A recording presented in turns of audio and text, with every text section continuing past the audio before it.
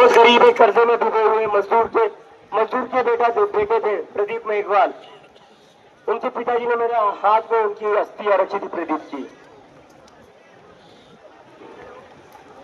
साथ में शहीद का दर्जा भी।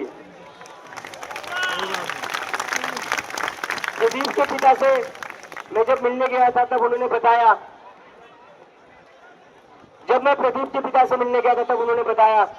कि उनको प्रदीप को डॉक्टर बनाने के लिए अपनी जमीन गिरवी रखनी पड़ी थी, अपने दोस्तों से लोन लेना पड़ा था। उनके ऊपर 15 लाख का लोन है। एक मजदूर 15 लाख का लोन कैसे चुकाएगा? उसके बाद में गया था आकांक्षा चतुर्वेदी के पिता से मिलने। उनके पिता को पैरालिसिस का अटैक आया हुआ था, एक हार्ट अटैक आ चुका था।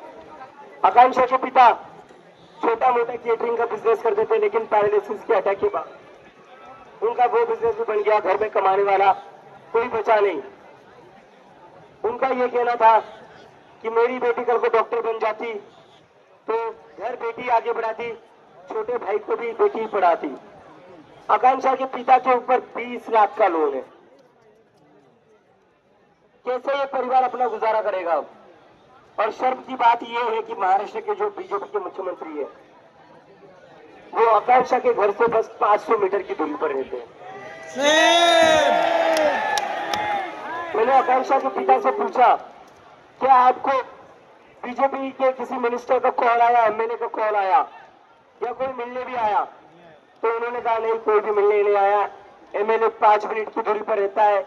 जो देवेंद्र फडणवीस है वो भी नागपुर के, ये वो उनके घर से 10 मिनट की दूरी पर रहते, मिलने तक नहीं गए वो। इतनी तो ज्यादा इनसेंसिटिव, क्रूएल और अहंकारी हो चुकी है सरकार। इसलिए हम चाहते हैं, आकांक्षा के पिता ने भी कर्जा लिया था, अपने दोस्तों से उधारी ली थी अपनी बेटी को डॉक्टर बनाने के लिए, और उनको लगा था बेटी डॉक्टर बन जाएगी, घर आगे बढ़ेगा, छोटा जो आकांक्षा का भाई है उसकी भी पढ़ाई अच्छे से हो जाएगी, आकांक्षा उसकी भी पढ़ाई करवा देगी। और उन्होंने कहा था कि मेरी बेटी मेरा घर का दिया थी। हमारे देश में कितने बाप अपनी बेटी को घर का दिया कहते हैं?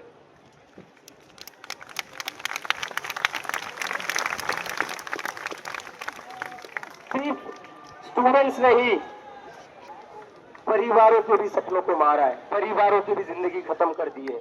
अब आकांक्षा के पिता के पास जीने का कारण क्या है? प्रदीप के पिता के पास जीने का कारण क्या है? रिया के पापा हमारे साथ है। मेरी इनसे बात हुई थी 2-3 बार। जब भी मेरी इनसे बात होती है ये मुझे बताते हैं कि बेटा रात को नींद नहीं आती और आएगी भी कैसे।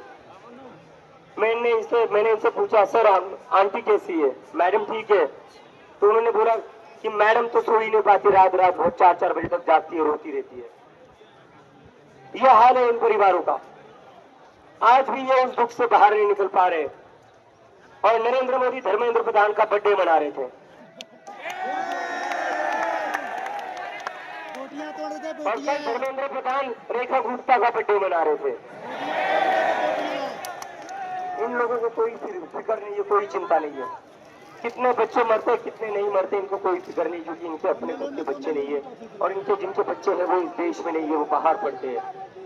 इनके बच्चों को नीट की एग्जाम या जेईई की एग्जाम नहीं देनी पड़ती, क्योंकि एक तो उनमें उतना दिमाग होता ही नहीं है।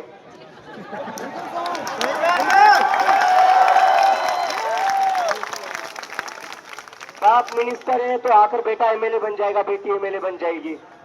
अगर कुछ नहीं, अगर इलेक्शन जीत करने आता तो पीसी जाएगा, सेक्रेटरी तो बन ही जाएगा। उन बच्चों के लिए हमें लड़ना है, और इसीलिए हमें रेजिलियंस दिखाना है, हमें धैर्य दिखाना है। जल्दबाजी करके हमें कोई भी ऐसा कदम नहीं उठाना है जिससे ये मूवमेंट खराब हो। ये परिवार आज तक सदमे में है। चाहते तो कोई रेडिकल स्टेप ये भी ले सकते थे। रिया के पापा लिया, इन्होंने नहीं लिया।